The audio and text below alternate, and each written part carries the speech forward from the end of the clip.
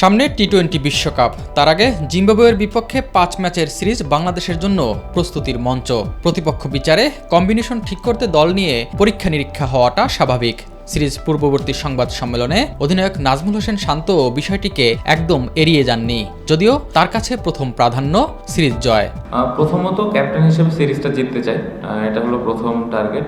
এবং প্রস্তুতির কথা যেটা বললেন, অবশ্যই ওটা তো মাথায় থাকবে।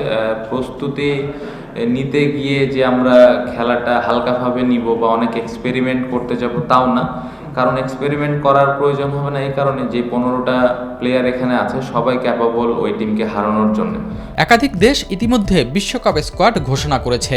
শান্ত জানান, বাংলাদেশের দলও প্রায় প্রস্তুত। শ্রীলঙ্কার সাথে যে সিরিজটা খেললাম বা এখন যে টিমটা আমাদের আছে, অলমোস্ট ম্যাক্সিমাম হয়তো এখান থেকেই প্লেয়ারগুলো ওয়ার্ল্ড কাপে যাবে, সবাই যদি সুস্থ থাকে। ম্যাক্সিমাম, হ্যাঁ, 2-1টা এদিক ওদিক হতে পারে, বাট 3-4টা পয়েন্টের দিকে ফোকাস থাকবে এভাবে আসলে বলা মুশকিল। কারণ আমি চাই অ্যাজ এ ক্যাপ্টেন হিসেবে প্রত্যেকটা জায়গাতে যেন ফোকাস থাকে, প্রত্যেকটা জায়গাতে যেন আমরা ওয়েল প্রিপেয়ার হয়ে ওয়ার্ল্ড কাপে যেতে পারি। জিম্বাবুয়ে সিরিজে ভালো করে আত্মবিশ্বাস নিয়েই বিশ্বকাপ খেলতে যেতে চান টাইগার অধিনায়ক নাজমুল হোসেন শান্ত। এস এম আরিফ, মাই টিভি।